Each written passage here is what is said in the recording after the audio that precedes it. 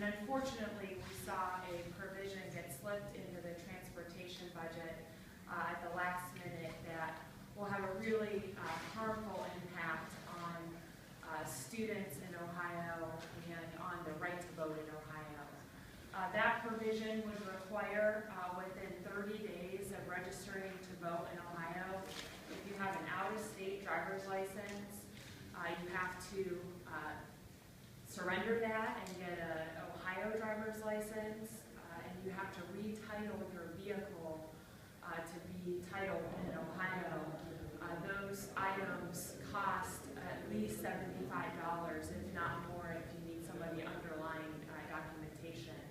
And failure to comply with that provision within 30 days is a first-degree misdemeanor under this provision, which the punishment for that could be up to a $1,000 fine or 6 months in jail for failing to do this. There will be, there's reports that over 110,000 Ohio students could be impacted by this provision. So we're talking about a lot of people's rights impacted, and this is a very, very important provision and something that we feel very strongly needs to be removed.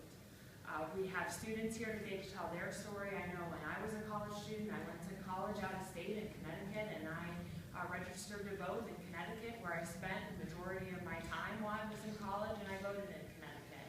And this surely would have tripped me up, and I hate to see this trip up our young voters, our first-time voters, people that we want to welcome to Ohio, not put burdens up in front of them or punishing them for participating in their democracy and in their communities where they're going to school. This provision intimidates and harasses Ohio students from pursuing their constitutional right to vote where they reside at college. This really has no place in Ohio's transportation budget. I supported Ohio's transportation budget when it left the House, but will not be able to support it with this provision. It's really not the place to be attacking voting rights in Ohio's transportation budget.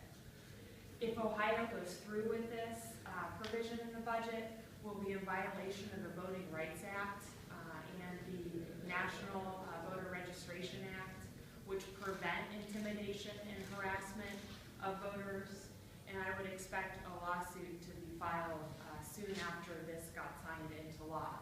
We don't need more election-related lawsuits. We need to be